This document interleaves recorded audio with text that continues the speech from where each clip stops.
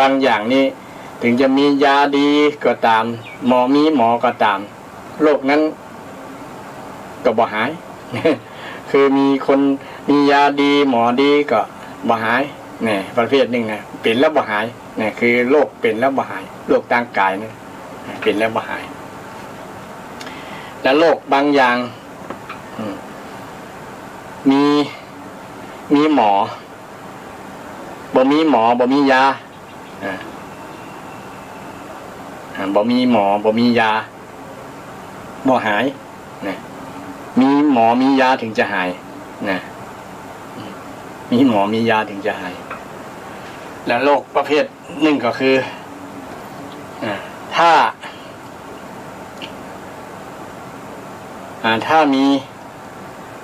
มีหมอถึงจะหายเนาะถ้าบ่มีก็จะตาย ต้องมีก็จะตายอันนี้เป็น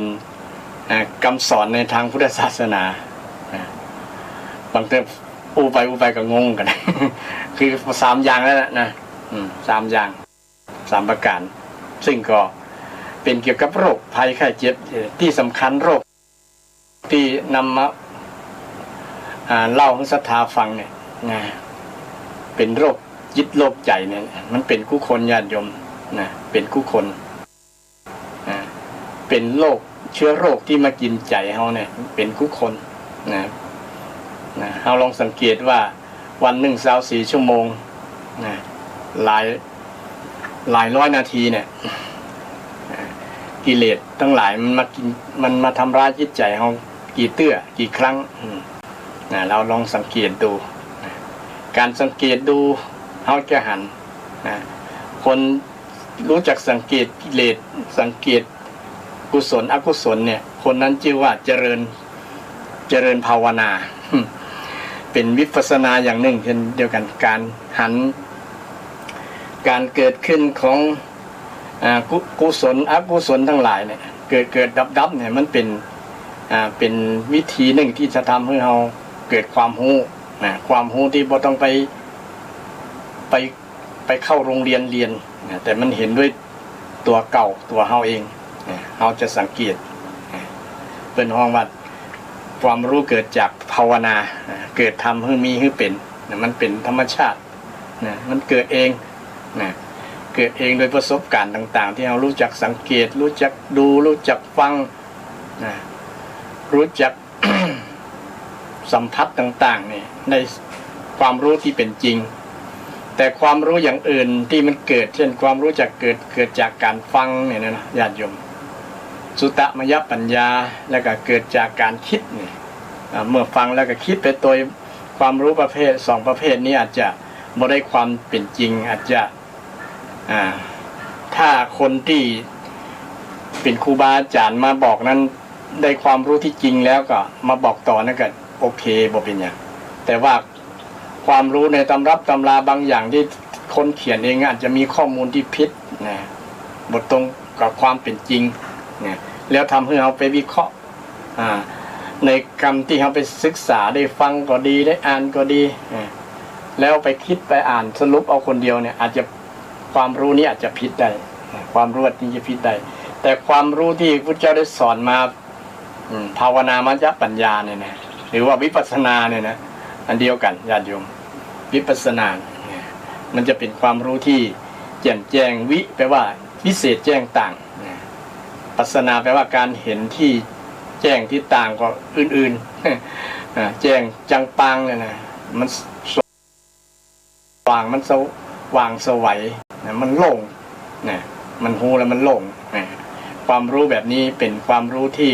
วิเศษในทางพุทธศาสนาบ่มีศาสนาในสอนญาติโยมบ่มีศาสนาในสอนมีแต่พุทธศาสนาในสอนเกี่ยวกับเรื่อง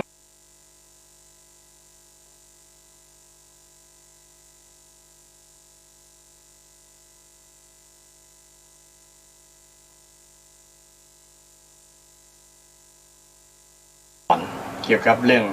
ความรู้ที่เป็นธรรมชาติความรู้เกิดจากธรรมชาติจากประสบการณ์ที่เกิดจาก การ สังเกตพิจารณาไตรตรองให้หันความเป็นจริงรู้ความเป็นจริงรู้ความเป็นจริงรู้อย่างบ่เต้ารู้ความเป็นจริงความเป็นจริงมันบ่มีไผรู้เท่าเฮาอะเฮาฮู้คนเดียวอะฮู้ความเป็นจริงเนี่ยมันบางครั้งนะธรรมชาติมันอธิบายกันยากนะอย่างเฮาจะรู้รสนะอาหารหวานเค็มเปรี้ยวมันอย่างต่างๆเนี่ยอธิบายจะได้มันจะ จะฮู้กันด้วยก่อนเราต้องสัมผัสเองรู้เองเนี่ยความรู้แบบเนี้ยเป็นนะวิปัสสนาญาติโยมนะวิปัสสนารู้แจ้งด้วยตัวเก่านะรู้แจ้งด้วยตัวเก่าว่ามันเป็นจะได้นะเพราะว่าธรรมชาติที่มันเกิดขึ้นจากตั้งตาตั้ง หูก็ดีตั้งสัมผัสตั้งลิ้นนะอาจตนะทั้งหลายเนี่ยเราได้สัมผัสแล้วพิจารณาหันความเป็นอนิจจังทุกขังอนัตตานี่นะจะได้รู้ความจริงนะรู้ความจริงบางอย่างแม้แต่เรื่องโรคโควิดเนี่ยถ้าเราใช้หลักของวิปัสสนาหรือว่าภาวนาปัญญาเนี่ยนะภาวนามยปัญญาเกิดจากการรู้ตามความเป็นจริงเนี่ยมันจะทำให้เราได้ความรู้ที่จริงบางครั้งเราได้ความรู้จาก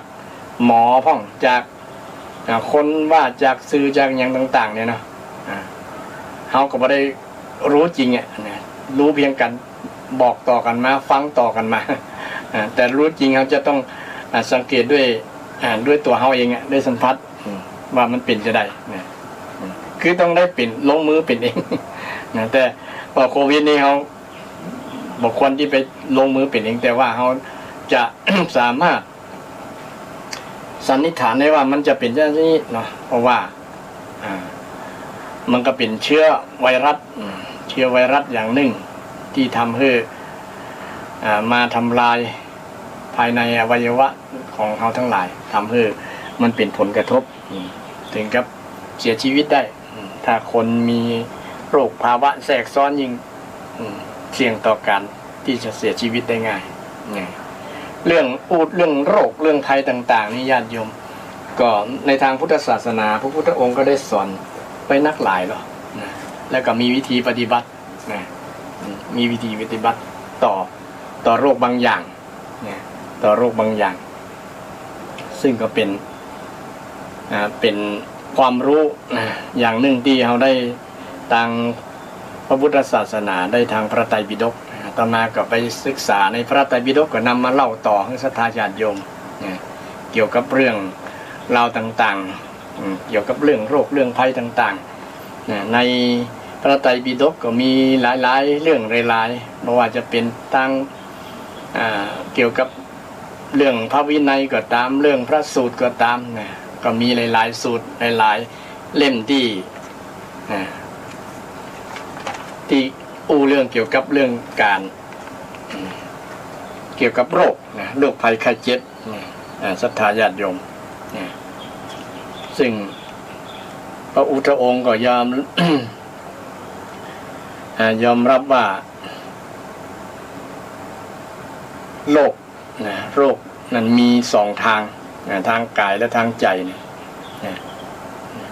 แม้แต่โรคทางกายเนี่ยพระพุทธองค์ก็ยังเป็นถึงแม้แต่พระองค์เป็นตรัสรู้เป็นพระสัมมาสัมพุทธเจ้าแล้วญาติโยมยังเป็นโรคทางกายอยู่นะโรคทางกายเช่นช่วงใกล้ปรินิพพานเนี่ยญาติโยมพระองค์ได้ไปฉันไปเสวยสุกระมัทวะเนี่ยคือเนื้อสุกรอ่อนเนี่ยนะพระองค์ก็ไปฉันแล้วก็เป็นโรคชนิดหนึ่งทำให้พระองค์ได้เกิดโรคทางกายหรือมีช่วงหนึ่งที่ทรงปวดพระเศียรปวดศีรษะว่าแต่ก่อนเนี่ยเป็นเพราะผลวิบากกรรมในอดีตชาติในอดีตชาติหรือว่าเกยผิวหนังไฟไหม้ผิวหนังนี่ก็มีอยู่ฉะนั้นโรค ต่างๆเนี่ยบ่เลิกภัยในญาติโยมนะเกิดขึ้นเพราะว่าเป็นธรรมชาตินะธรรมชาติถ้าแล้วก็อยู่ที่เหตุที่ปัจจัยด้วยนะที่เหตุที่ปัจจัยนะเหตุที่ปัจจัยทำให้เป็นนะแล้วก็ในพระไตรปิฎกนะเล่มที่21นะมีสูตรหนึ่งชื่อว่าพุทธสูตรเนี่ยพระองค์ทรงตรัสถึงเหตุที่ทำให้คนเฮาเนี่ยต้องเจ็บป่วยมีอยู่8ประการญาติโยมนะเหตุที่เป็นสมมุติฐานนะสมมุติฐานที่ทำให้เกิดโรคเกิดความเจ็บเป็นเอ็นอุ่นต่างๆเนี่ยนะมีอยู่8ประการประการแรกนี่ดีนะดีเป็นสมมุติฐานนะดีก็เป็นเหตุหนึ่งทำให้คนเจ็บป่วยได้นะถ้าดีบ่ทำงานหรือดีทำงานผิดปกติอย่างต่างๆเนี่ยคนก็จะเป็นนะอาตมาก็บ่เคยเห็นมันอยู่ตรงในเนาะ ดีนะเคยเห็นกับลูกเนาะนะดีแล้วก็เกิดจากข้อที่2เกิดจากเสมหะนะคือเสลดเนี่ยเนาะเสลดหรือว่าน้ำเมือกที่มาจากคอจากลำไส้เนี่ยมันอยู่ผสมอยู่ในนั้นน่ะถ้ามันนักมันหลายหรือว่ามันสกปรกอย่างต่างๆก็เป็นตัวหนึ่งเป็นเหตุปัจจัยหนึ่งที่ทำให้เกิดโรคเกิดภัยได้อย่างเราเป็นไข้หวัดเนี่ยมันจะมีเสลดเนี่ยกับญาติโยมเนี่ยมีกุคนอ่ะนะมันจากเชื้อไวรัสเนี่ยทำให้เสลดมันแค่นมันยังเนี่ยผสมกับอยู่ในลำคอในลำไส้ของเราเนี่ยเวลาเราหายใจบ่สะดวกมันก็ดันเสลดที่มันแค่นมันเป็นก้อนออกมาเนี่ยมันก็เป็นสาเหตุหนึ่งเป็นสมมุติฐานของการเจ็บป่วยเนี่ยบ่งบอกถึงว่าร่างกายนั้นเจ็บป่วยจะผิดปกติแล้วประมาณนั้นนะแล้วก็ปัจจัยที่3เหตุที่3ก็คือลมในที่นี้คือลมภายในกายลมขึ้นเบื้องสูงลมขึ้นเบื้องบนบางคนโอ้จะเป็นลมเนี่ยประมาณนั้นนะลมมันขึ้นในร่างกายขึ้นเบื้องต่ำขึ้นเบื้องสูงนี่ว่านะลมธาตุลมเนี่ยนะก็เป็นสาเหตุหนึ่งถ้ามันบนหนิมมันขึ้นลงนะมันปรับระดับบ่อยู่หนิมบ่อยู่เสมอเนี่ยก็เป็นสาเหตุหนึ่งทำให้นะเฮาเจ็บป่วยนะอันนี้เป็นคำสอนทางพุทธศาสนาทางพุทธเจ้าได้ตัดไว้สัก 2,000 กว่าปีมาแล้วญาติโยมพุทธเจ้ามีความรู้เรื่องด้านเกี่ยวกับเรื่องสรีระร่างกายเรื่องเหตุเรื่องอย่างต่างๆที่จะทำให้คนเจ็บไข้ได้ป่วยเนี่ยก็เป็นความรู้ที่ญาติโยมสามารถรับฟังไว้แล้วก็เป็นเครื่องประดับในจิตในใจได้เนี่ยเนาะแล้วก็ข้อที่4เนี่ยเป็นการประชุมกันการร่วมกันไม่ว่าจะเป็นดีเสมหะก็ดีลมก็ดีมันสูญกันมันละคนโดยตัวกันนะมันผสมผสานกันนี่ก็เป็นสาเหตุหนึ่งทำให้เจ็บเป็นเอ็นอุ่นได้นะเป็นไข้ได้อันที่5นี่เป็นฤดูการเปลี่ยนแปรฤดูเปลี่ยนแปรนี่อันนี้ชัดเจนนี่ฤดูเนี่ยช่วงนี้ฤดูเข้าฤดูร้อนแล้วเนาะนะ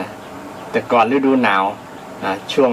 ที่มันจะเปลี่ยนฤดูเนี่ยมันจะเปลี่ยนแปรมีฝนตัวมีเย็นตัวมีร้อนตัวเนี่ยลักษณะนี้คนจะเป็นโรคเป็นภัยได้ง่ายเป็นหวัดเป็นไอได้ง่ายนี่มันก็เป็นสมมุติฐานเป็นสิ่งหนึ่งที่จะทำให้คนเฮาเจ็บเป็นได้ทางโรคทางกายนะแล้วก็เหตุหนึ่งก็คือการบริหารบ่สม่ำเสมอนี่คือคล้ายๆบอกกำลังกายนะบริหารกายบริหารร่างกายบ่สม่ำเสมอบางครั้งกับการกิน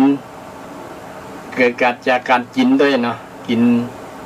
การดำเนินชีวิตแบบบ่สม่ำเสมอบ่เสมอต้นเสมอปลายบางครั้งก็เอาเวลานอนมาเป็นเวลาทำงานเป็นเวลานอนอย่างนี้เป็นต้นเขาจะสังเกตเห็นว่าคนที่เป็นโรคที่หน้าตายังดีอยู่เช่นนักแสดงนักร้องที่ไปใจเวลาเมื่อวันมาเป็นเมื่อคืนเป็นเมื่อวันเนี่ยนะเวลานอนเป็นเมื่อวันเวลาเมื่อคืนเป็นเวลาทำงานเนี่ยนะ มันจะมีผลอย่างหนึ่งเนี่ยคือการบริหารบ่สม่ำเสมอเนี่ยนอนอิ่มพ่องบ่อิ่มพ่องเนี่ยประมาณนั้นนี่ก็เป็นสาเหตุหนึ่งทำให้เกิดโรคภัยได้นะข้อที่7นี่คือการเจ็บบาดเจ็บเนาะอุบัติเหตุต่างๆนะอุบัติเหตุต่างๆเกิดจากกรรมนะเกิดจากผลกรรมนี่อย่างพระพุทธเจ้าเราอย่างนึงก็เกิดจากวิบากกรรมที่ในอดีตที่ผ่านมาเคยทำแล้วก็มาปรากฏผลนะแม้แต่พระอรหันต์ก็ยังต้องได้รับวิบากกรรมนะญาติโยมวิบากกรรมที่ได้นะบ่มีไผที่ห้ามวิบากกรรมได้นะจะตัดวิบากกรรมไม่ได้แต่ตัดกรรมตัดกรรมที่เขาจะทำบ่ดีได้นะเขาสามารถที่จะเลือกทำดีได้นี่ตัดกรรมใหม่นี่ตัดได้กรรมเก่าที่เขาทำมาแล้วมันแก้ไขมาแล้วมันพลิกย้อนอดีตมาได้เนาะผลการกระทำเช่นเขาลองอุปมาประไมยเหมือนกับเขาเดินขึ้นดอยเนี่ยเดินขึ้นดอยแล้วแข้งมันจะตึงจะเนี่ยมาเจ็บเพื่อผลมันลุ้นต่อมาเนี่ยลักษณะนั้นผลของการกระทำคือการเดินเตียวขึ้นเนี่ยมันจะให้ผลลักษณะนั้นผลวิบากกรรมเนี่ยมันจะบางครั้งมันจะให้ผลทันทีเจ็บทันทีแล้วกับไปให้ผลวันต่อมาอย่างเป็นต้นนะเจ็บกว่าจะหาย2-3 วัน 4-5 วันนี่ลักษณะวิบากผลกรรมเนี่ยมันคือลักษณะนั้นนะลักษณะนั้นบางครั้งก็คือในปัจจุบันเลยนะผลกรรมเนี่ยนะคือในผลปัจจุบันเลยเช่นเราคิดโดยเฉพาะคือผลปัจจุบันผลทันตาหันคือกรรมนักเนาะกรรมนักคือกรรมที่มันทำแล้วรุนแรงรุนแรงมีผลกระทบต่อคนอื่นมากเช่นการฆ่าการประหารชีวิตเอาชีวิตกันเนี่ยเป็นต้นเนาะมันคือคณะนั้นเลยนี่ผลกับบุคคลกระทำขนาดนั้นโดยเฉพาะคือผลกับจิตใจก่อนจิตใจของคนนั้นน่ะถูกกิเลสเนี่ยถูกโรคใจเนี่ยนะโรคของใจไปทำร้ายก่อนโรคเชื้อโรคที่กินใจไปทำลายจิตใจก่อนทำลายจิตใจทำให้จิตใจนี้ของเขาพฤติกรรมการกระทำต่างๆผิดทำให้ปิดการเบียดเบียนคนอื่นเบียดเบียนคนอื่นทำร้ายคนอื่นด้วยความคิดที่ผิดที่มีจิตใจที่เป็น อกุศลซึ่งเป็นสิ่งที่เอาท่านทั้งหลายควรพิจารณาฉะนั้นผลวิบากกรรมมันเป็นเรื่องบางครั้งเนี่ยมันคิดแล้วมันหาคำตอบ ยากลำบากเพราะว่ามันเป็นอจินไตยเนี่ยพระเจ้าว่ามันเป็นอจินไตยสิ่งที่ไม่ควรคิดมากเนี่ยเดี๋ยวจะทำให้เราบ้าประสาทเป็นวันนั้น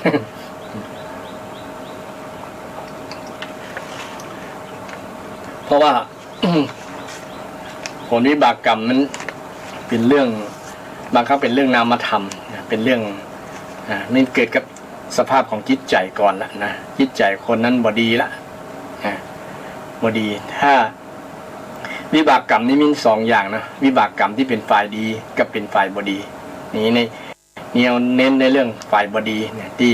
ทำให้เกิดโรคเกิดภัยอย่างต่างๆเนี่ยมาจากวิบากกรรมส่วนหนึ่งที่พระเจ้าได้สอนไว้ใน8อย่างข้อที่8เนี่ยคือมาจากผลวิบากของกรรมผลของกรรมการกระทำนั่นแหละนะเพราะว่าจะ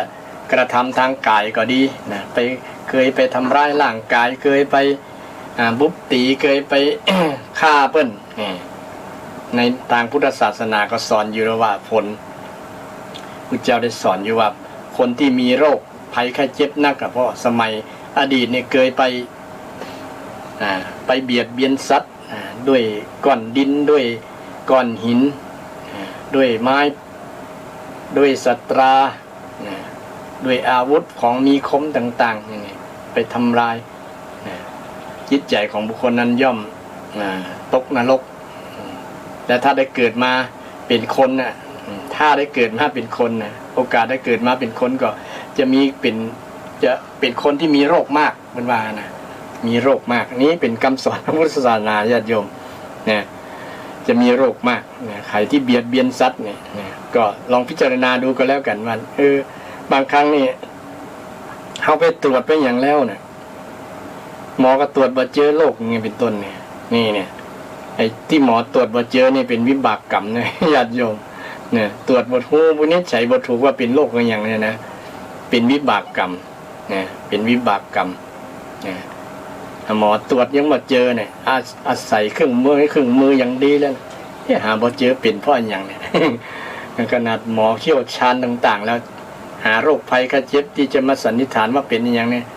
หาคำตอบมาได้นะมันเป็นเพราะอย่างเนี่ยสาเหตุจากอย่างเนี่ยนี่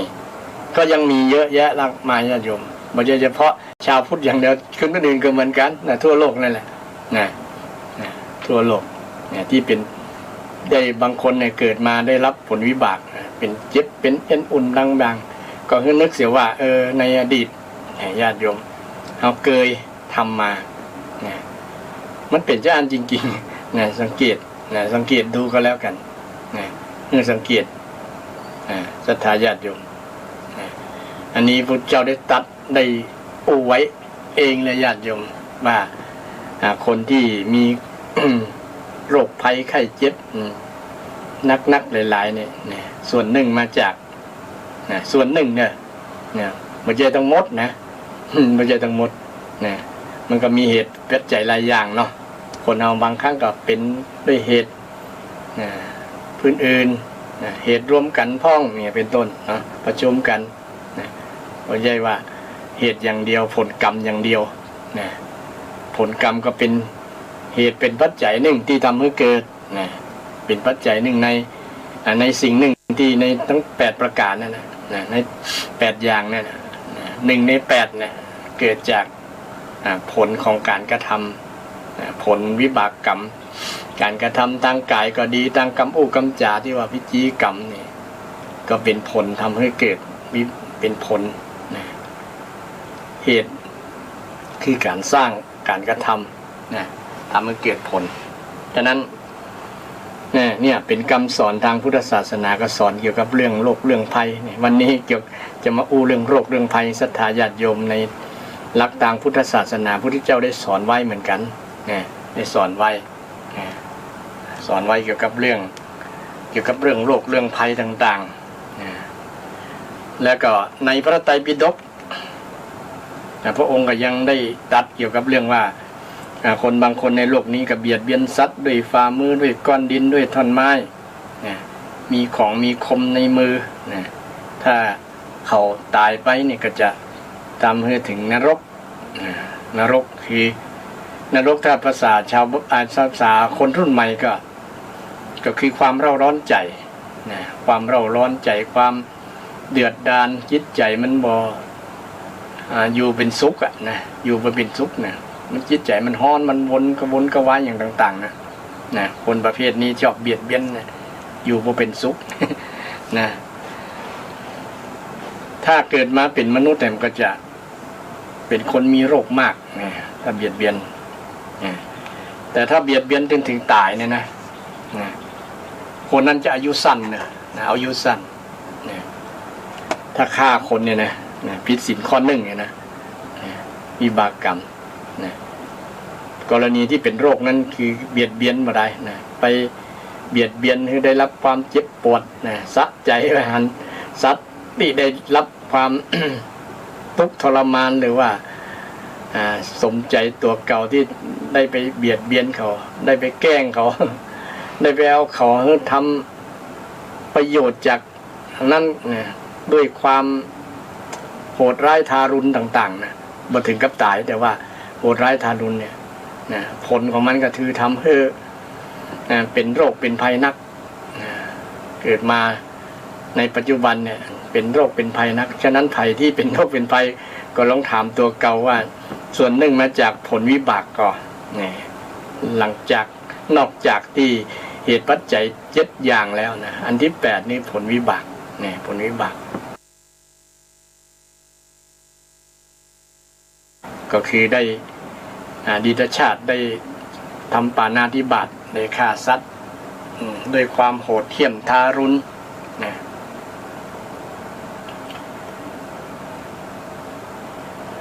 แล้วก็ในพระไตรปิฎกเล่มที่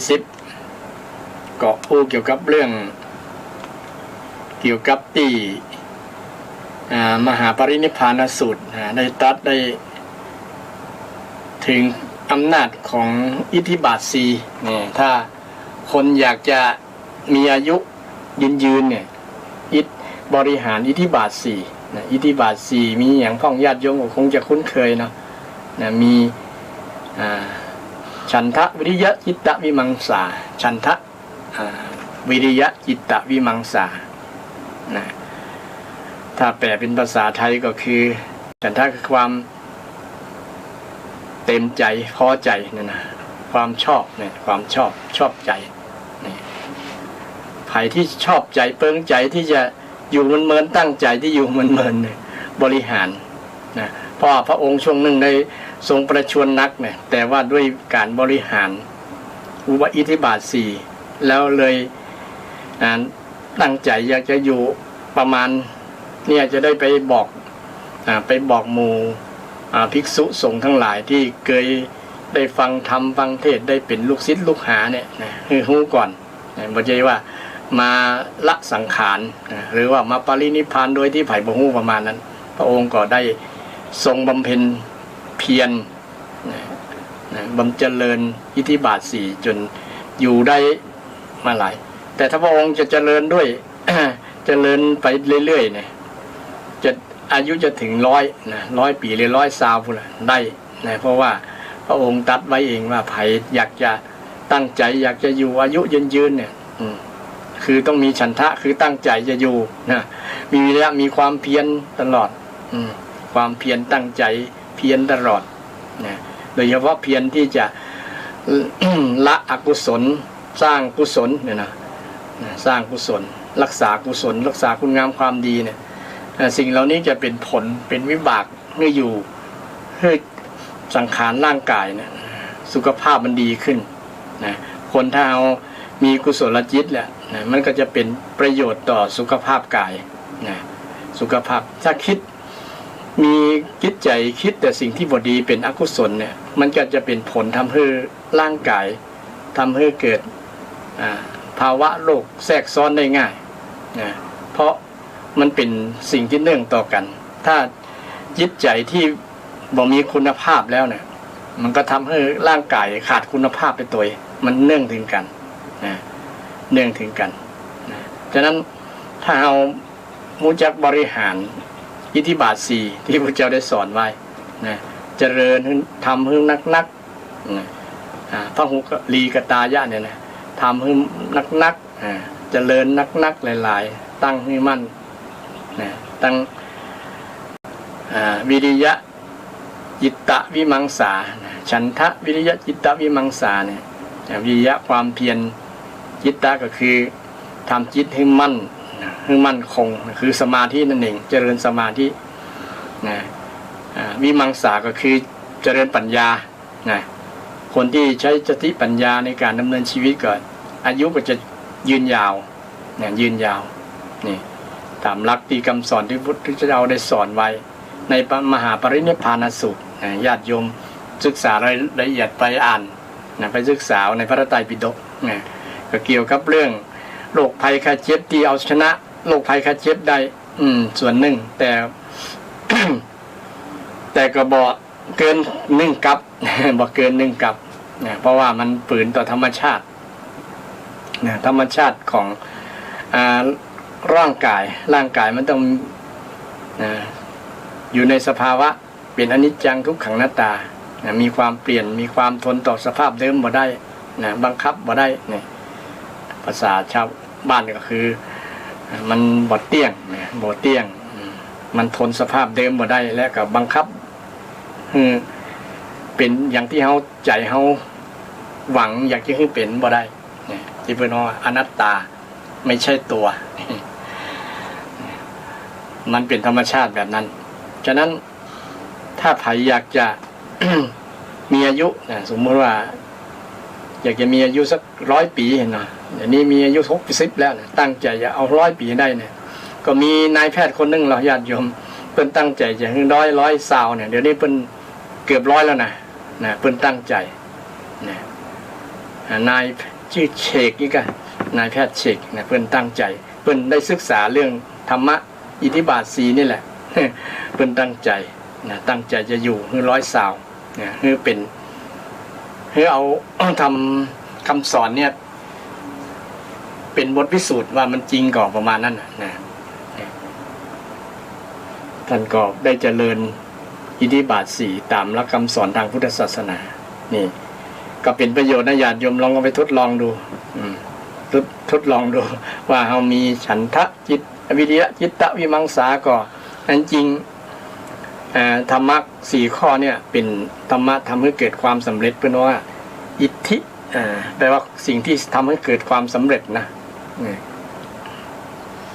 ไม่ใช่อิทธิปาฏิหาริย์นะคือเป็นปาฏิหาริย์ทางพุทธศาสนานะพุทธเจ้าได้สอนว่าอยากจะมีปาฏิหาริย์อยากสำเร็จเนี่ยนะต้องเจริญอิทธิบาทอิทธิบาทความสำเร็จมาได้ด้วยอิทธิบาททั้งนั้นนะคนบอกว่าจะเป็นศาสนาใดก็ตามนะอิทธิบาท4นี่แหละเป็นธรรมที่ทำให้เกิดความสำเร็จได้นะการงานสำเร็จเรียนสำเร็จนะมีอย่างที่เขาทำเนี่ยนะการงานก็ดีเนี่ยสิ่งที่เขาจะตั้งใจจะทำเนี่ยมันจะสำเร็จได้ด้วย4 ข้อเนี่ยต้องมีใจตั้งใจนะตั้งใจเต็มใจก่อนเนาะเต็มใจตั้งใจนะบ่ท้อใจนะแล้วก็เข้าใจนะเข้าใจเต็มแข็งตั้งเข้าเนี่ยจะมาท่องเอาไว้ว่าเต็มก็คือเต็มคือฉันทะนะแข็งก็คือแข็งเพียรกับวิริยะก็คือแข็งใจนั่นนะคนสู้เนี่ยต้องสู้บ่ถอยนะคือคนมีจิตใจเข้มแข็งไงแข็งใจเต็มแล้วก็แข็งเข้าตั้งก่อนนะตั้งก็คือตั้งใจนะตั้งใจที่จะทำสิ่งที่เขาตั้งใจไว้นะสิ่งที่เขาเต็มใจจะทำนั่นนะตั้งแล้วก็เข้าใจทำเข้าใจใน สิ่งที่เราทำนั้นนะสิ่งที่เราจะตั้งใจมันก็จะทำให้เกิดความสำเร็จเกิดความสำเร็จใช้สติปัญญาต่างๆนี่เป็นอิทธิบาท4พระพุทธองค์ได้ใช้ช่วงที่ใกล้จะปรินิพพานญาติโยมนะสู้กับโรคทางกายนะถ้าพระองค์บ่มีอิทธิบาท4บ่เจริญอิทธิบาท4เนี่ยก็คงถ้าเป็นภาษาพระชาวบ้านก็คือมรณภาพแล้วนะมรณภาพช่วงนั้นแหละแต่พระองค์ได้นึกถึงว่าโอ้ธรรมะ4 ข้อนี่เป็นคุณูปการสามารถที่จะทำให้ชีวิตเราอยู่ยาวไปได้นะก็เลยเจริญอิทธิบาท4เนี่ยอิทธิบาท4เลยก็บอกภิกษุทั้งหลายให้ได้รับทราบญาติโยมอยากจะทราบรายละเอียดก็ดูที่มหาปรินิพพานสูตรที่พระองค์ได้ตรัสไว้นะ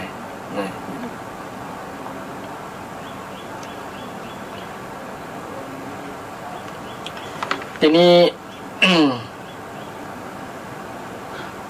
เกี่ยวกับเรื่องเรื่อง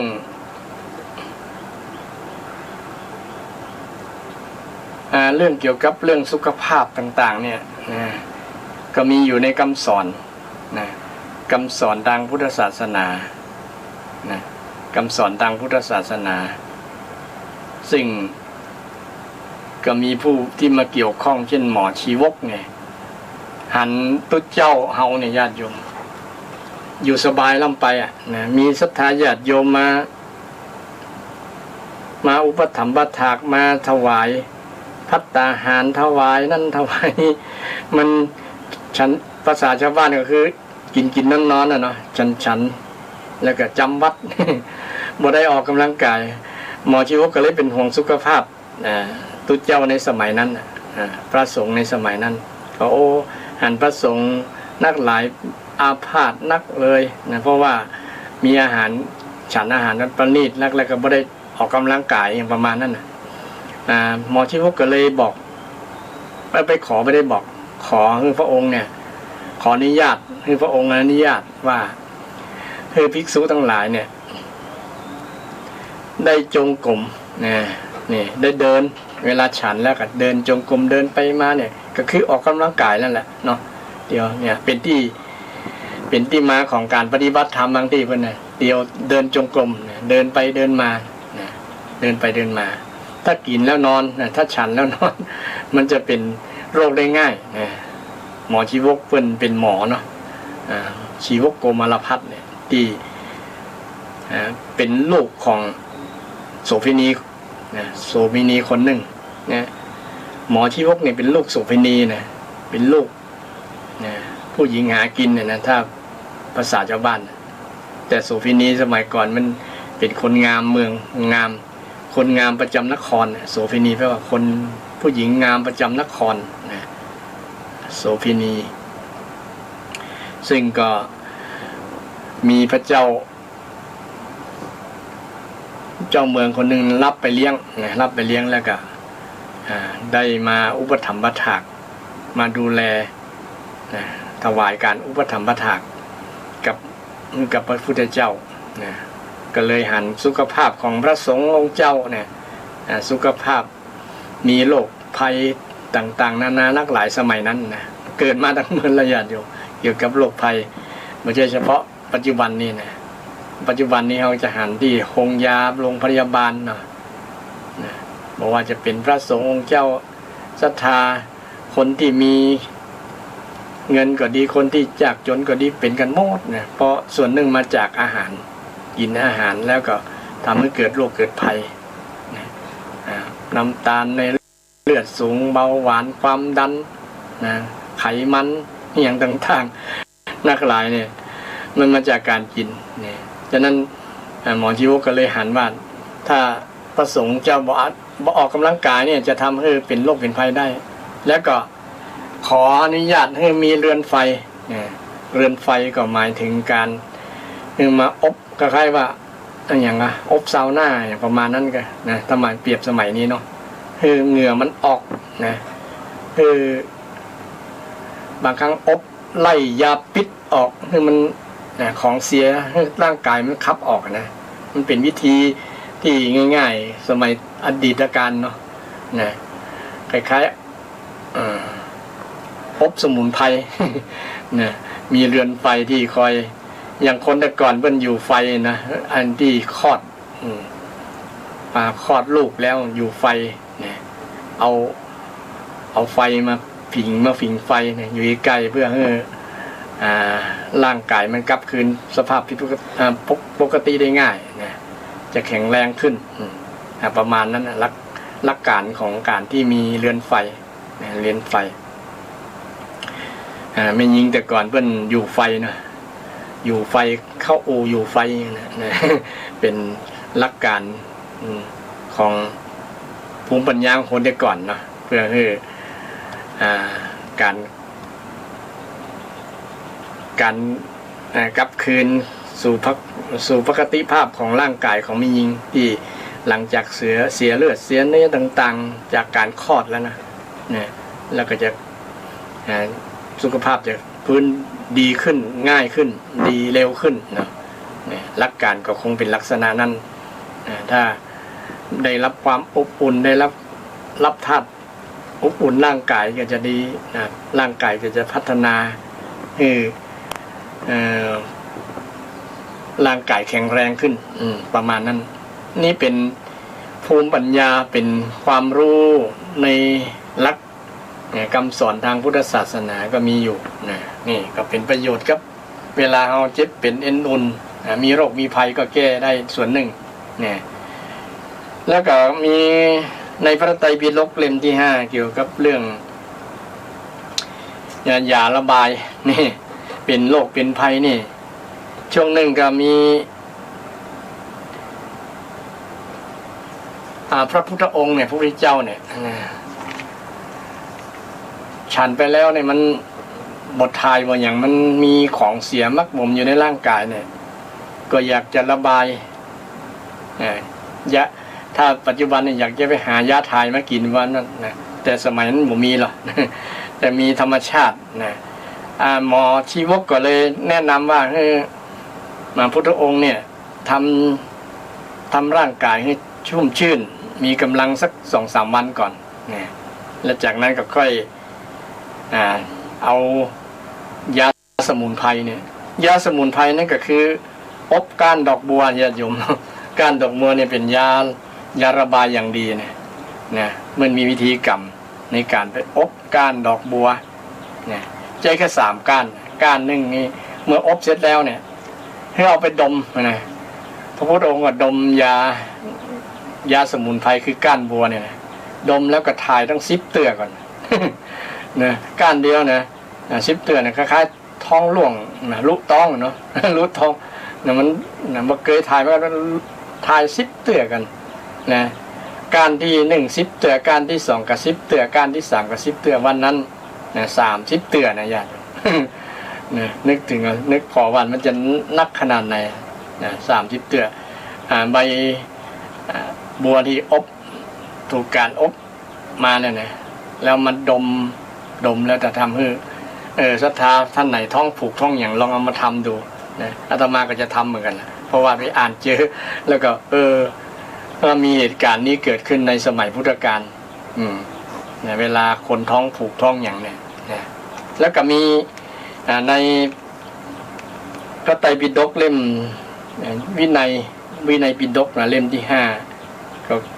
ได้กล่าวถึงเกี่ยวกับเรื่องการท้องผูกเช่นเดียวกันนะก็คือได้หมอชีวกก็แนะนำให้เอาน้ำด่างเนี่ยดื่มน้ำด่างน้ำด่างเดี๋ยวนี้มีน้ำด่างขายนะดื่มน้ำด่างก็จริงน้ำปกตินี่ก็ดีแล้วเป็นยาระบายเนาะไขมันดื่มอาตมาก็สังเกตดูว่าตัวเก่าเนี่ยเวลาดื่มช่วงเช้าก็ดื่มสักแก้ว2 แก้วเนี่ยมันก็จะระบายเป็นปัสสาวะออกมาเนาะสักกรรมมันก็จะคับอุจจาระออกมาเนี่ยนะถึงวันมันเป็นน้ำสารมันมีประโยชน์นักหลายยิ่งเป็นน้ำด่างคงจะมีสารบางอย่างที่จะทำให้เป็นคับสิ่งที่เป็นพิษในร่างกายออกนี่ก็เป็นความรู้ในทางคัมภีร์ทางพุทธศาสนาคือพระไตรปิฎกได้บัญญัติไว้ได้เขียนไว้ญาติโยมเนี่ยแล้วก็มีในพระไตรปิฎกเล่มที่7เกี่ยวกับได้เขียนไว้เกี่ยวกับเรื่องประวัติพระสารีบุตรนะในช่วงนั้นป่วยเป็นลมท้องเสียดท้องนะก็หมอก็แนะนำให้เอากระเทียมเนี่ยฉันกระเทียมกระเทียมก็ทำให้แก้โรคเสียดท้องได้ท้องเสียดเนี่ยกระเทียมช่วยได้ประมาณนั้นฉะนั้นคนไทยหรือว่าคนหลายประเทศนะที่มีเอากระเทียมเป็นเครื่องเทศนะเพื่อที่ไปปรุงอาหารเนาะเพื่อว่าท้องมันเสียดท้องเสียท้องเนี่ยไปที่จะแปลงกับข้าวกับปลาเนี่ยใส่กระเทียมน่าจะเป็นประโยชน์แต่ก็เป็นโทษเช่นเดียวกันถ้ามันนั่นนะครับมันเป็นผลทำให้อย่างก็บังคับเกี่ยวกับเรื่องต่างเพศต่างอย่างตัวนะ กระเทียมเนี่ยเพิ่นตึงห้ามในวันวินัยของภิกษุณีเนี่ยห้ามฉันกระเทียมเนาะห้ามภิกษุณีไม่ภิกษุไม่ยิงเนาะภิกษุไม่ยิงเนี่ยห้ามฉันกระเทียมฉันกระเทียมเป็นอาบัติเนี่ยจึงก็เป็นสิ่งที่แต่ถ้ามันมีอย่างมีเหตุการณ์เย็บเป็นเอ็นโอนนี่เป็นกับบริปับอาบัติกันนะถ้าเป็นเสียดท้องเสียดยังนะเพราะมันฉันเป็นยาทานเป็นยารับประทานเป็นยาไม่ใช่รับประทานเพื่อความอร่อยเพื่อสนองความอยากความเมามันอย่างต่างๆเนาะอันนี้เป็นเรื่องเกี่ยวกับต่างคำสอนทางพุทธศาสนาเกี่ยวกับเรื่องโรคเรื่องภัยต่างๆก็ได้พระองค์ก็ได้ตรัสไว้หลายๆอย่างมีโรคต่างๆนักหลายหรอที่มันเกิดมาในสูตรหนึ่งวันหน้าก็จะนำมาเล่าฟังเนาะ เคยเล่าครั้งหนึ่งแต่ว่ามันจำได้บ่เสี่ยงนะว่าเป็นโรคยังพ่องฉะนั้นมันก็เกิดเป็นธรรมชาติธรรมดามันมีเหตุมีปัจจัยบ่ใช่ว่ามันอยู่ๆจู่ๆโรคมันจะเกิดขึ้นเลยมันบ่ใช่หั่นนะมันก็มีเหตุมีปัจจัยอย่างโควิดเนี่ยนะมันก็มีเหตุมีปัจจัยทำให้เกิดเป็นโรคโควิดเนี่ยคือโรคเชื้อไวรัสเนี่ยมันทำให้มันพัฒนากลายพันธุ์แต่ที่มันจะเป็นแค่ไข้หวัดธรรมดานะมันก็เป็นหวัดประเภทที่กลายพันธุ์นะมาทำลายปอดทำลายอย่างต่างๆเนาะทำลายอวัยวะของคนทำให้ถึงแก่เสียชีวิตได้นี่มันก็พัฒนาวิวัฒนาการของเชื้อไวรัสเนี่ยเชื้อไวรัสจริงๆเชื้อไวรัสก็มีอยู่ในร่างกายของคนเฮาญาติโยมเนาะนะเช่นวัดไอเนี่ยก็เป็นเชื้อไวรัสเนี่ยคนเฮาก็บอกยังมีอยู่นะญาติโยมนะยังมีขี้มูกยังมีเสลดยังมีอย่างต่างๆนี่มันก็มีเนี่ยนะบ่หายไปไหนอยู่เนี่ยละนะอยู่กับร่างกายของเราเนี่ยนะบางวันเฮายังจามยังฮัดเชยยังมีน้ำมูกน้ำอย่างเนี่ยเชื้อไวรัสนี่แหละที่มันทำให้เป็นเนี่ยนะซึ่งอยู่กับร่างกายของคนเฮาเนี่ยนะฉะนั้นคนเฮาก็อยู่กับโรคกับภัยนี่แหละร่างกายเป็นรังของโรคที่พุทธเจ้าได้ตรัสไว้แต่คนที่เกิดมาแล้วบางคนก็ 4-5 ปีบ่หันปรากฏก็มีนะ10 ปีก็บ่ปรากฏก็มีคือบ่เจอบ่เป็นเนี่ยนะบ่เป็นโรคก็มีนะ40 ปี50 ปี60 ปีหรือว่าแม้ทั้งตายเลยบ่เป็นโรคสักเตื้อก็มีเนี่ยโรคทั้งกายนะแม้แต่เจ็บแข้งเจ็บขาก็บ่อันนั้นบ่ถือว่าเป็นโรคนะมันเป็นความเสื่อมของสังขารแต่โรคภัยที่มันเกิดจากเชื้อต่างๆเนี่ยนะมันเกิดทางร่างกายเนี่ยบางคนก็บ่มีก็มีเนี่ยแต่บางคนก็เป็นนักเป็นหลายคนที่เป็นนักเป็นหลายเนี่ยสาเหตุหนึ่งอย่างที่ว่านะอย่างใน8เหตุอย่างใน8เหตุประการนะ8ประการ8อย่างนะหนึ่งในนั้นก็เป็นผลวิบากกรรมเนี่ยผลวิบากกรรมว่าคนที่เบียดเบียนสัตว์ต่างๆฆ่าสัตว์ต่างๆนี่แหละจะทำให้เป็นโรคเป็นภัยเป็นเชื้อโรคเป็นเกิดโรคได้ง่ายนะฉะนั้นนี่คำสอนในทางพุทธศาสนาก็มีมาอยู่มีอยู่ในหลักคำสอนญาติโยมนะก็เป็นเรื่องที่เมื่อศึกษาดีๆแล้วก็เป็นประโยชน์กับเราจะได้รู้ว่าเนี่ยคำสอนในทางพุทธศาสนาก็มีหลากหลายคำสอนมีเกือบทุกเรื่องนะมีทุกเรื่องแล้วล่ะนะเกือบทุกเรื่องที่เป็นปฐมเหตุเป็นเรื่องที่เกิดขึ้นมาแล้วนะเป็นเรื่องที่เกิดขึ้นมาแล้วนะแล้วก็เป็นมีวิธีแก้นะมีวิธีแก้แล้วก็เป็นสิ่งที่ทำให้เกิดข้อคิดต่างๆเช่นพระพุทธองค์ตรัสเรื่องโลก2ประการเนี่ยนะโลกทางกายกับโลกทางใจเนี่ยแต่โลกทางกายนี่คนเรา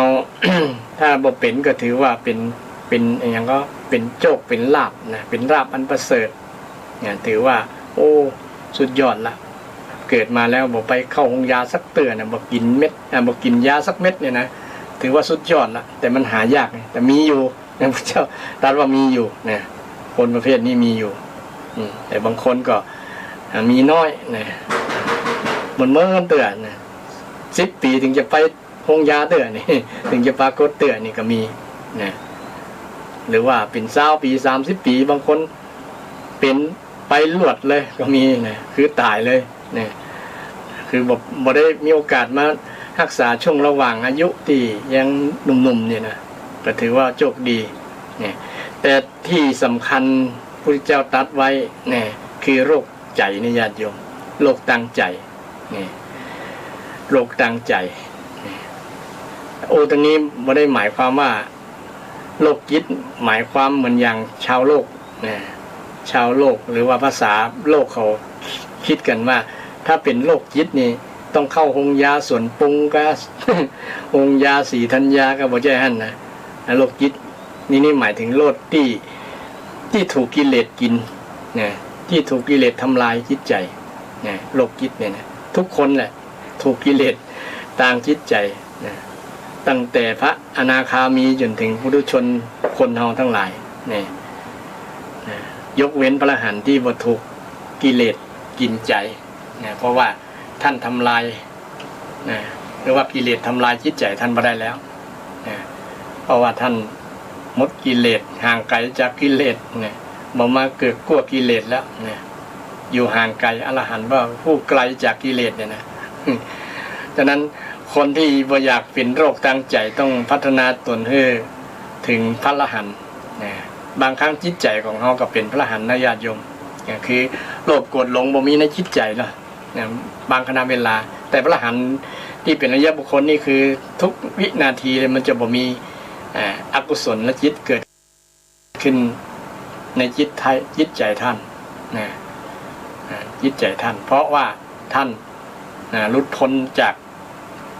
กิเลสเหล่านี้แล้วนะหลุดพ้นจากความทุกข์แล้วนะวิธีหนึ่งที่จะทำให้จิตใจปลอดจากโรคเชื้อมันมีเชื้อโรคหลายๆตัวเนาะเชื้อโรคที่เป็นโลภะโทสะโมหะหมดนี่เนี่ยมันจะเกิดขึ้นกับจิตใจเฮาโดยบางครั้งเฮาเผลอบ่ฮู้ตัวก็มีเนี่ยบางครั้งก็ฮู้ตัวก็ยังดีมีสติฮู้ตันเนาะว่ามันเกิดแล้วเนี่ยมันจะทำลายจิตใจเฮาก็มีความรู้สึกแบบนี้ก็คือคนที่ปฏิบัติธรรมบ่อยๆนะคือฝึกบ่อยๆบ่คือมันอกุศลกรรมอกุศลจิตมันเกิดขึ้นในจิตใจนะอกุศลต่างๆเกิดขึ้นในจิตใจคือโลภะโทสะโมหะหมดเนี่ยนะทำให้จิตใจมันขาดคุณภาพขาดความสุขนั่นเองนะคนเอาถ้าเกิดมาแล้วว่ามีความสุขทางใจมันก็จบนะเนาะญาติโยมนะความทุกข์ทางกายนี่มันก็มีทุกคนนะทุกสภาวะทุกข์เนี่ยนะทุกข์เกิดจากการกินการดำเนินชีวิตต่างๆเนี่ยมันก็เกิดประจำอยู่แล้วนะมีอยู่แล้วเช่นนั่งมันเมื่นก็เป็นทุกข์เนี่ยก็ไผก็เป็นมือหมดละนะนั่งมันเหมือนกับเจ็บแข้งเจ็บขาปวดแข้งปวดขาเนี่ยเดียวมันเหมือนกับเจ็บแข้งเจ็บขาเนี่ยมันก็เป็นสภาวะที่ทนสภาพเดิมบ่ได้นอนแม้แต่นอนว่าเป็นสุขแล้วยังนอนมันเหมือนกับยังเป็นทุกข์อยู่นะคนอยู่ในห้องยานะญาติโยมนะอยู่ในห้องยาก็เป็นทุกข์นะเป็นทุกข์กับกายนะเพราะว่ากายมันบ่ได้เปลี่ยนอิริยาบถนะอยู่ในอิริยาบถเดียวคือนอนอย่างเดียวจนหลังเปื่อยเนี่ยหลังเปื่อยนี่มันทนสภาพนั้นบ่ได้นะมันเลยเปื่อยนะคำว่าทนสภาพได้บ่ได้เนี่ยก็คือทุกข์นั่นแหละนะทุกข์แปลว่าทนสภาพได้ยากทนบ่ได้นะทนสภาพทุกข์แปลว่าชั่วยากนะชั่วยากทนนะธรรมธาตุในความทนบ่ได้นะทนยากทนบ่ได้ถ้ามันทนได้ก็บ่เป็นทุกข์ร่างกายแต่มันทนบ่ได้บ่ว่าจะเป็นอย่างด้วยเหตุปัจจัยหลายๆอย่างโดยเฉพาะสภาพดินฟ้าอากาศการเวลานี่แหละนะทำให้เปลี่ยนแม่ญาติโยมแต่ละวันมันก็เปลี่ยนไปร่างกายของคนก็เปลี่ยนนะเราจะสังเกตเมื่อจะเห็นความเปลี่ยนแปลงของร่างกายตัวเก่าไปส่องกระจกกับหันผมงอกไปส่องผมงอกตาเกยดีๆแจ่มๆก็ฝ้าฟางนี่เป็นต้นนะมันก็ทนต่อสภาพเดิมมันบ่ได้นะเกยหันทีหันดีหันชัดๆมันก็ทนสภาพเดิมนั้นบ่ได้ก็มาฝ้าฟางนี่เป็นต้นนี่สภาพอย่างนี้มันเป็นสภาพที่เขาว่าสภาวะทุกข์เนาะทุกข์ที่มีอยู่เป็นสภาวะของธรรมชาติอยู่แล้วซึ่งมันเกิดขึ้นกับทุกคนแต่ทุกข์ที่เกิดทางใจเนี่ยมันแก้ไขได้ญาติโยมโดยที่เขาบ่ทุกข์ได้มันทนได้นะใจที่พัฒนาแล้วมันทนต่อสภาพที่จะมาบีบคั้นจิตใจโดยเฉพาะไอ้ตัวที่มาบีบคั้นมาทำลายทำให้สุขภาพจิตเสียเนี่ยก็คือกิเลส ตัวใหญ่ๆคือโลภโกรธหลงเนี่ยเนาะเมื่อใดจิตใจมีความโลภหันแก่ตัวเก่าบ่แบ่งปันคนอื่นจะเอาอย่างเดียวเอาอันนี้ก็ของกูอันนี้ก็ของกูบ่แบ่งบ่ปันคนอื่นแม้แต่คนนั้นเป็นญาติพี่น้องเป็นลูกเป็นหลานก็บ่แบ่งให้เป็นต้นมีความโลภละโมบอยากจะได้อย่างเดียวเอาอย่างเดียวบ่ฮื้อเนี่ยโลภะมันอยู่ในจิตในใจของบุคคลนั้นมันกัดกร่อนกัดมันทำลายจิตใจให้จิตใจคนนั้นมันเสียหายจิตใจเสียหายเสียคุณภาพคนที่ขี้โลภเนี่ยจิตใจจะหมดคุณภาพไปส่วนหนึ่งจิตใจที่ขี้โคตรโลภโคตรนะโคตรเนี่ยโอ้อันนี้หันชัดนะเวลาโคตรออกมาเนี่ยตาเปล่งประกายออกมาเนี่ยน่ากลัวเหมือนยักษ์เหมือน จะกินเนื้อกินกันนะครับประมาณนั้นนะได้โคตรแล้วนะบ่พอใจบ่พอใจทำให้จิตใจถูกทำลายกันละนะถ้าโคตรมาแล้วนะจิตใจถูกความโคตรทำลายมันทำลายคนที่เป็นเจ้าของนั่นแหละนะบ่ทำลายตัวเฮานะก่อนแล้วก็ไปทำลายคนอื่นมีอิทธิมีพลานุภาพนะมีพลานุภาพมากๆเมื่อมันมาเป็นเจ้าของจิตใจนั่นนะมาแสดงความเป็นเจ้าของหรือว่ามันบังคับเฮาถึงวันนี้เฮาถูกอันเนี้ยถูกกิเลสนี่บังคับจิตใจนะญาติโยมเฮาบ่ฮู้ตัวบางครั้งเฮาอยู่กับมันจนคุ้นเคยจนชิน จนเกยตัวว่าอันนี้มันเปื้อนเฮาแล้วเนี่ยให้โลภโคตรลงเนี่ยคิดว่ามันเป็นเปื้อนที่ดีแสนดีเฮาจริงมันเป็น เจ้านายที่ใจร้ายนะจี้เฮาทำอันนั้นจี้เฮาเนี่ยอันนี้อันนี้เนี่ยก็เพราะอันนี้แหละนะเพราะตัวกิเลสเนี่ยเฮาเป็นโรคจิตใจตลอดทั่วโลกเลยญาติโยมยกเว้นพระหันทุกศาสนาก็มีการให้ทำลายกิเลสเช่นเดียวกันบางครั้งก็มีช่วงเทศกาลให้บำเพ็ญเพียรเพื่อกำจัดกิเลสเพื่อให้จิตใจบริสุทธิ์พุทธพองจิตใจใสสะอาดจิตใจเบาสบายจิตใจเข้มแข็งนี่โดยเฉพาะสังคมไทยนี่จะทาจวนกันมาปฏิบัติธรรมวัดนั้นวัดนี้อย่างที่วัด วัดป่าเศร้าน้อยเนี่ยเป็นก็จัดคอร์สเป็นประจำอาจารย์พระครูประภัตเชิญชวนศรัทธาญาติโยมมาประพฤติปฏิบัติก็เจตนาก็คือเราได้พัฒนาจิตใจภาวนาแปลว่าการพัฒนานั่นแหละเอามาสังเกตมาดูจิตดูใจอันขั้นแรกก็คือมาสงบใจก่อนนะสงบจิตสงบใจปราศจากความวิตกกังวลต่างๆเรื่องการเรื่องงานเรื่องบ้านเรื่องจองนี่คือเจริญสมาธิก่อนเจริญสมาธิต่อจากนั้นก็เจริญวิปัสสนาเจริญวิปัสสนามาพิจารณาหันความเกิดดับของจิตใจใจมันคิดอย่างพ่องคิดอกุศลกุศลคิดดีบ่ดี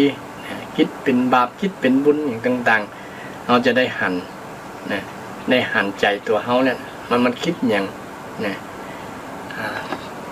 คิดดีบ่ดีคิดเป็นกุศลบ่เป็นกุศล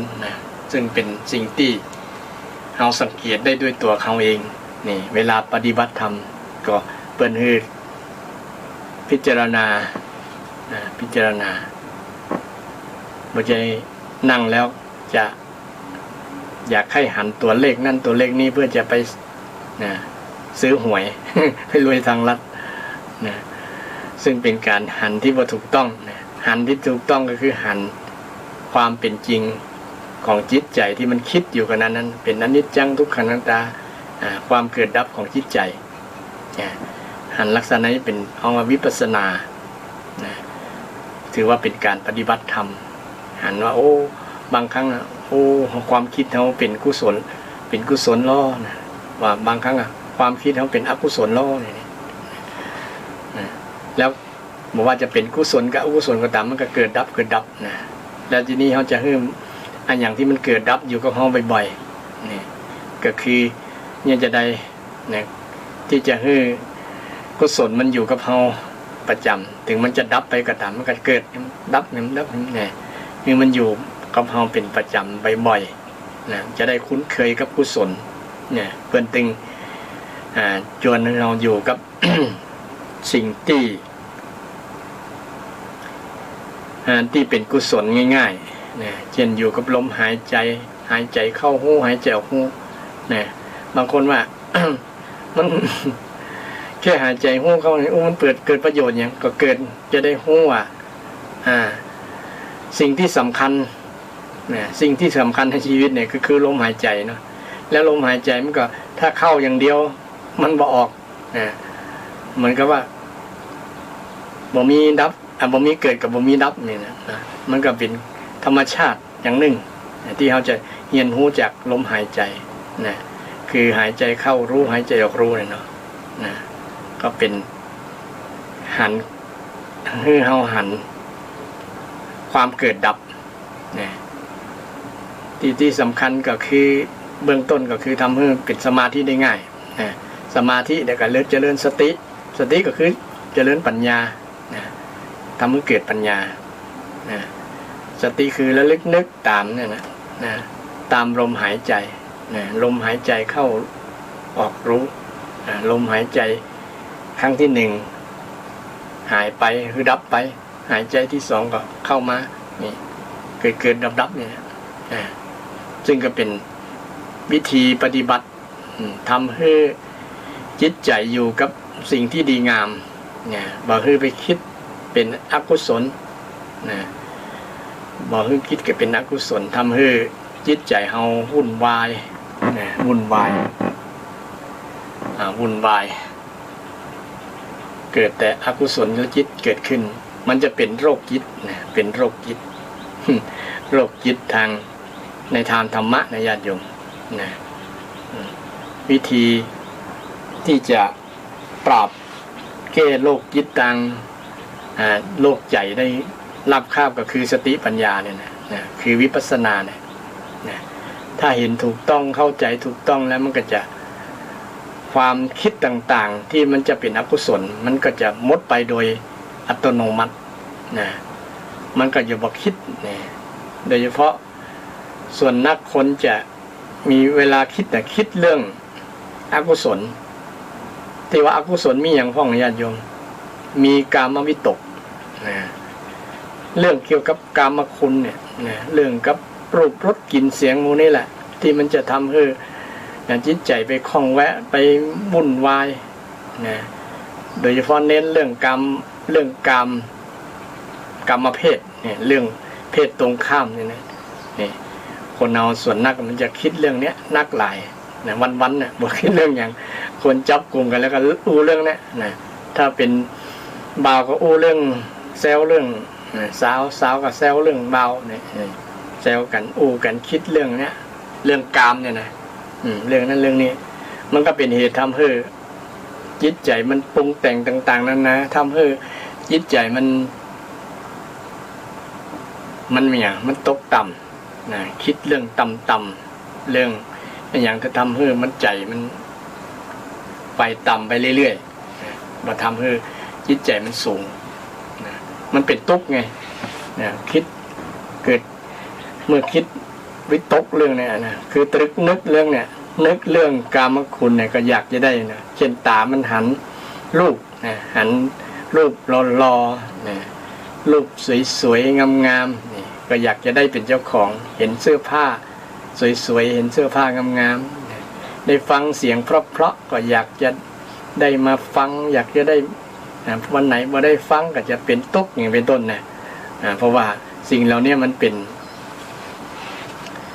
คือถ้าตกเป็นทาสมันนะมันจะเป็นทุกข์ไงจิตใจมันเป็นทุกข์มันจะนำไปสู่การอยากจะนำมาเป็นเจ้าของมาเสพมากินมาสัมผัสอย่างต่างๆมันก็แสดงความเป็นเจ้าของเมื่อแสดงแล้วก็ยึดมั่นยึดมั่นถือมั่นว่าอันนี้มันน่าเป็นอย่างนั้นเป็นนี่น่าใคร่น่าชอบใจชอบใจแล้วก็ยึดในรสในเสียงในกลิ่นในสัมผัสนี่สิ่งต่างๆเราเนี่ยมันทำให้จิตมันมัดอยู่ไปผูกอยู่กับสิ่งนั้นว่าสิ่งนั้นคือความสุขสิ่งนั้นคือความสุขแต่มองลึกๆจริงๆแล้วสิ่งนั้นมันตกอยู่ในอนิจจังทุกขังอนัตตามันบัดเดี้ยงนะจะว่ามันเป็นสุขตลอดก็บ่มีใครปฏิเสธแล้วว่ามันเป็นสุขตลอดหรือว่าเป็นทุกข์ตลอดก็บ่นั่นมันเป็นสภาวะที่เป็นอนิจจังทุกขังอนัตตานะหรือสิ่งที่กามคุณมันที่เป็นผลเสียต่อจิตใจเพราะสิ่งเหล่านั้นน่ะมันบ่ฮู้จักอิ่มนะมันบ่ฮู้จักอิ่มมันเพิ่มปริมาณขึ้นเรื่อยๆนะเพิ่มปริมาณขึ้นเรื่อยๆนะเพิ่มยกตัวอย่างเช่นแต่ก่อนเฮามีบ้านหลังบางแยกก็พอใจแล้วเนี่ยพอหันคนบ้านคนอื่นหลังใหญ่หลังงามเนี่ยเนาะนี่เกิดกิเลสความอยากเกิดจากหันรูปนะรูปนี้สวยรูปบ้านนี้สวยอยากจะมีบ้านหลังงามๆหลังสวยๆเหมือนเปิ้ลนี่ก็อยากดิ้นที่นี่ก็ดิ้นล้นเพื่อจะได้มานี่ใจที่เคยมีความสุขกับบ้านหลังเก่านั้นบ่มีแล้วอย่างที่นี้ถ้าใจไปคิดเปรียบเทียบกับคู่ครองตัวเก่าเช่นแต่ก่อนเคยมีความสุขกับภรรยาสามีคนนี้เนี่ยก็อยากจะมีใหม่เพราะว่าคนนี้มันบ่มีความสุขแล้วอย่างเป็นต้นเนี่ยมันบ่มีที่สิ้นสุดมันเพิ่มปริมาณขึ้นเรื่อยๆอยากจะได้หน้าขึ้นเรื่อยๆเป็นต้นนะมันบ่อิ่มบ่เต็มนะบ่ฮู้จักอิ่มมันเพิ่มปริมาณนะมันถ้าปริมาณเดิมก็ดีกันนะคือความพอใจในสิ่งที่เดิมๆอยู่นะเช่นมีภรรยากับศรัทธาและสันโดษนะรักเดียวใจเดียวนี่นะถึงร่างกายจะเปลี่ยนไปรูปโฉมนมพันธุ์จะเปลี่ยนไปก็ใจยังเหมือนเดิมอยู่ฮักด้วยคุณงามความดีกันเนี่ยแต่นี่กามคุณมันบ่อยู่เหมือนเดิมมันเพิ่มปริมาณเรื่อยๆนะด้วยจิตใจที่มันแสวงหาเพื่อที่จะมาสนองอารมณ์มาสนองความอยากอยากจะมาสิ่งมาสัมผัสสิ่งเหล่านั้นคือสมความปรารถนาสมความต้องการบางครั้งนี่เราได้สิ่งที่เราต้องการแล้วเนี่ยคิดว่ามันจะมีความสุขนะคิดว่าได้สิ่งนี้แล้วนะได้เป็นเจ้าของแล้วมันจะมีความสุขนี่มันก็ยังเพิ่มปริมาณขึ้นเพิ่มก็เหมือนเก่าแล้วเนี่ยเป็นต้นถ้าได้กว่านี้มันจะดีกว่าก้าประมาณนั้นนะถ้าได้นักกว่านี้จะดีกว่าอย่างประมาณนั้นก็เพิ่มปริมาณนะเพราะนั้นความสุขนี่มันขึ้นอยู่กับปริมาณ มันบอกคงที่เนี่ยความสุขทางด้านกามคุณทั้งหลายรูปรสกลิ่นเสียงเนี่ยจริงๆ สิ่งเหล่านี้มันเป็นเหตุทำให้สร้างปัญหาให้กับใจนะสร้างปัญหาใจมันบ่อิ่มบ่เต็มมันบ่สันโดษนะมันก็ทะเยอทะยานอยากใหญ่ไปเรื่อยๆนะบ่มีจากอิ่มจากเต็มแล้วก็ทำสร้างปัญหาสร้างการเบียดเบียนนะเบียดเบียนคนอื่นเบียดเบียนทรัพยากรต่างๆนี่เช่นเราจะหันสังเกตคนลู่เอาทรัพยากรกันนะลู่น้ำลู่น้ำมันสิ่งต่างๆแม้แต่ลู่อย่างก็แต่สิ่งที่บ่หันเนี่ยคลื่นต่างๆนี่นะก็เป็นทรัพยากรเนี่ยลู่กันฆ่ากันนี่ ลู่น้ำมันกันนี่เพื่อจะเสพเพื่อจะมาสนองอารมณ์ให้กับใจที่มันอยากนะใจที่มันอยากมันก็บอกคงจะปอไปแหละนะบางครั้งก็มีปอแล้วก็ยังเก็บไว้เผื่อนะเผื่ออันเผื่อนี่อย่างนี้บอกว่าจะแจกเนี่ยแทนที่พอแล้วน่าจะแจกกับเป็นอันมันสร้างปัญหามันเบียดเบียนเบียดเบียนธรรมชาติเบียดเบียนคนเบียดเบียนสังคมต่างๆสิ่งเหล่านี้แหละบ่งบอกถึงจิตใจมันบ่อิ่มบ่เต็มมันมีความโลภมันมีความอยากในกามคุณการตรึกการนึกคิดในกามคุณเนี่ยมันนำไปสู่การเบียดเบียนนำไปสู่การเบียดเบียนนำไปสู่การเกิดปัญหาต่างๆให้กับคนคิดนั่นแหละคนนึกนั่นแหละและคนส่วนหนึ่งนึกตรึกนึกแต่เรื่องเบียดเบียนเรื่องพยาบาทเนาะเรื่องพยาบาทเรื่องว่าคนนั้นเฮาบ่ชอบใจเฮาบ่เปิงอกเปิงใจมันน่าจะยินนะคือบ่พอใจแล้วสร้างศัตรูเกิดขึ้นในจิตในใจแล้วก็ทำให้เกิดพยาบาทเกิดพยาบาทอาฆาตอยากจะทำลายด้วยวิธีการต่างๆนะขอให้คนนั้นได้เกิดความเสียหายล้มหายตายจากอย่างประมาณนั้นนะเพื่อจะได้สมใจอยากคนส่วนหนึ่งถ้าคิดลักษณะนี้มันเป็นการคิดที่เบียดเบียนตัวเก่าแทนที่จะคิดเป็นการเมตตาการปรารถนาดีต่อกันนะแต่จะเอาชนะค้าคานกันบ่ยอมกันเนี่ยประมาณนั้นคิดลักษณะนี้เป็นการคิดพยาบาทนี่จะเอาชนะค้าคานจะเอาคืนหรือว่าจะชำระอย่างว่าชำระแค้นจริงๆคำว่าชำระแค้นก็คือชำระในสิ่งที่มันบ่ดีนะออกในจิตในใจนะความคิดบ่ดีเนี่ยชำระซะสางที่ธรรมสะอาดนะเพิ่นว่าทำจิตให้บริสุทธิ์นะทำจะได้ให้จิตบริสุทธิ์กับนึกตึกสิ่งที่มันบ่เป็นอกุศลนะคิดในสิ่งที่เป็นกุศลนะคืออกุศลวิตกในสิ่งที่เป็นอกุศลสิ่งที่เป็นกุศลวิตกคือนึกถึงในสิ่งที่เป็นกุศลบ่นึกถึงในสิ่งที่เป็นอกุศลนะอกุศลที่ง่ายๆก็คืออกุศลก็คือโลภะโทสะโมหะโลภะโทสะคือโลภโกรธหลงนั่นแหละเนี่ยอย่างที่คิดว่านึกก็เป็นเรื่องนึกเรื่องคิดนะตรึกตัวนึงก็เป็นอกุศลนะคิดที่เบียดเบียนนะเบียดเบียนกันคิดพยาบาทกันเนี่ยสิ่งเหล่านี้เป็นอกุศลนะเป็นอกุศล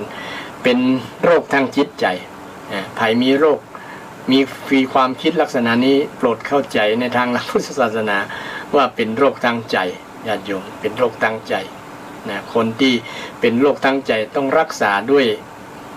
การเจริญวิปัสสนานะหรือด้วยวิธีตั้งแต่การรักษาศีลเจริญภาวนาศีลสมาธิปัญญานี่แหละวิธีการที่กำจัดโรคทางใจโรคทางกายโรคทางวาจาเนี่ยเนาะ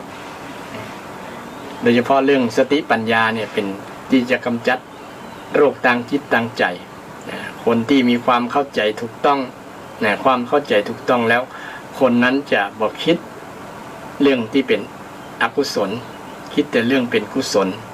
คิดแต่เรื่องดีงามอย่างที่กี้เรื่องคนนึกตรึกในสิ่งที่เป็นพยาบาทเนาะพยาบาทคืออาฆาตปองร้ายคนนั้นคนนี้ถ้าตรงกันข้ามก็คือนึกถึงสิ่งที่เป็นสิ่งที่มีเมตตาสิ่งที่เป็นความปรารถนาดีต่อกันเช่นตั้งเหนือเจริญเมตตาภาวนาคนล้านนาเขาเนี่ยนะจะเน้นนักเรื่องการแผ่เมตตาก็คือจิตใจมันนึกระลึกนึกถึงเมตตาว่าเพื่อนสัตว์ทั้งหลายเป็นเพื่อนร่วมเกิดแก่เจ็บตายเนี่ยนะ บ่ต้องไปเบียดกันบ่ต้องไปเสียเวลาเบียดเบียนกันแล้วมันจะได้ก็ถึงตายละจากกันอยู่ดีนะบ่ฆ่าก็ถึงตายนะบ่ต้องไปเสียเวลาไปฆ่ากันมันก็ถึงตายอยู่มันบ่เกิน100หรอกนะไปเสียเวลาไปคิดเนี่ยมันบ่เกิดประโยชน์นะมีแต่โทษกับจิตใจเฮาทำให้จิตใจเฮาเศร้าหมองนะจิตใจเฮาบ่ดีบ่ม่วนนะฉะนั้นต่าง ชาวล้านนาของเราเนี่ยได้คือปลูกคาถาแผ่เมตตาเนาะแผ่เมตตาแผ่เมตตาคือกันปรารถนาดีต่อกันฉะนั้นคนชาวล้านนาจึงมีน้ำจิตน้ำใจคือมีเมตตาธรรมนักญาติโยมนักก็มีส่วนหนึ่งที่บ่ได้เข้าถึงเมตตาแล้วแหละบ่เจริญเมตตาก็ยังมีอยู่แต่ว่ามีส่วนน้อยมีส่วนน้อยแต่เป็นเอกลักษณ์สัญลักษณ์ของทางชาวล้านนาของเราญาติโยมคือนึกระลึกนึกถึงสิ่งที่เป็นกุศลสิ่งที่เป็นคุณงามความดีเป็นเมตตาเนี่ยจะได้จึงเราจะ มีแผ่เมตตาแผ่ความรู้สึกที่ดีๆเนี่ยคิดดีๆต่อกันเนี่ยจะได้เพิ่นก็คือนึกถ้าเป็นนึกสิ่งที่บ่ดีต่อกันความรู้สึกที่บ่ดีต่อกันมันก็จะทำให้พยาบาทมีความโกรธ มีความชนะค้าคานกันเนาะจะเอาชนะค้าคานกันบ่ยอมกันมันก็จะมีแต่เรื่องแต่ราวมีแต่ทุกข์มีแต่ปัญหาทำให้สุขภาพจิตเสียสุขภาพจิตเสียคือเป็นโรคจิตโรคจิตใครที่คิดบ่ดีเป็นโรคจิตเป็นอกุศลญาติโยมเป็นโรคจิตโรคจิตแต่เราก็ยังคิดอยู่นั่นแหละเพราะว่าเรายังเป็นปุถุชนอยู่เนาะญาติโยมแต่เราพัฒนาไปเรื่อยๆเรามีโดยการเจริญสตินั่นแหละเจริญธรรมที่พระพุทธเจ้าได้สอนไว้ในหลัก มรรคมีองค์8เจริญสติตัวหูตัวถ้าหูตัวแล้วมันก็ยับยั้งโดยปริยายเรากำลังคิดสิ่งบ่ดีแล้วเนี่ยเวลาเราปฏิบัติธรรมเนี่ยก็นั่งสมาธิก็ดีเจริญสติก็ดีเวลานั่งสมาธิเจริญสติไปตัวเพราะว่ามันจะได้กำกับจิตใจหูว่าเรากำลังคิดอย่างอยู่มันหูตัวเนาะหูตัวรู้ตัวทั่วพร้อมว่าเราคิดอย่างเมื่อเราหูแล้วมันก็ยับยั้งได้คิดนี้มันกับอกุศลแล้วเนี่ยแต่คิดลักษณะนี้ก็จะทำให้เรายับยั้งอกุศลได้ปิดประตูอกุศลเนี่ยคิดกุศลเอากุศลมาอยู่ในห้องหัวใจนักเนี่ยเอาเมตตามาไว้นักกรุณามาไว้นักเอามุทิตามาไว้นักในจิตในใจเนี่ยเชิญชวนกุศลให้มาอยู่ในจิตในใจเราเป็นแขกที่ดีเนี่ยแต่ส่วนนักบางครั้งเขาเปิดประตูให้ไอ้อกุศลเนี่ยความโกรธก็ดีความโลภก็ดีเปิดให้สิ่งเหล่านั้นมาอยู่ครองจิตใจเนี่ยมาอยู่ในใจเรานักเกินไปทำให้ใจเรานั้นเสีย สูญเสียคุณภาพฉะนั้นศรัทธาญาติโยมทั้งหลายท่านผู้ฟังทุกท่านทุกคนลองพิจารณาดูว่าเฮาเนี่ยถูกเชื้อโรคถูกเชื้อโรคที่น่ากลัวกว่าโควิดก่อนเหรอน่ากลัวกว่าไวรัสไวรัสนี่เฮายังปฏิบัติตัวยังห่างไกลนักหลายเช่นเฮาปฏิบัติตามกระทรวงสาธารณสุขตามรัฐบาลที่เพิ่นได้คำแนะนำเพื่อปฏิบัติตัวเขาก็จะรอดปลอดภัยบ่เป็นโรคปฏิเชื้อโควิดแต่เชื้อโรคที่เป็นกิเลสนี่นะอกุศลทั้งหลายเนี่ยญาติโยมเชื้อโรคที่เป็นอกุศลเนี่ยอยู่ทั่วทุกมุมเลยนะพร้อมที่จะเกิดพร้อมที่จะ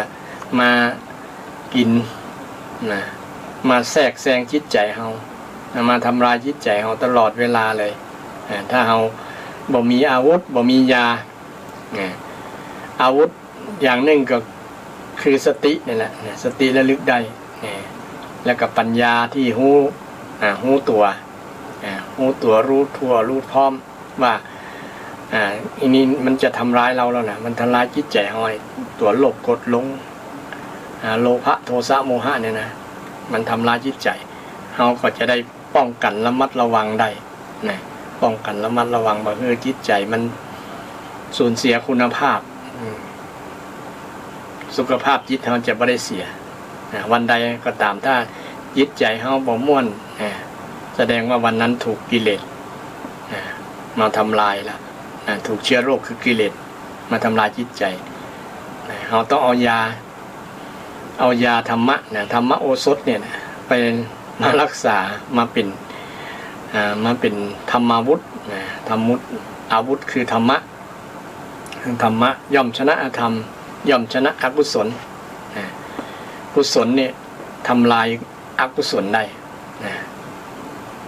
ฉะนั้นเราในฐานะชาวพุทธเราก็ควรลองพิจารณาดูเรามีเชื้อโรคอันตรายน่ากลัวกว่า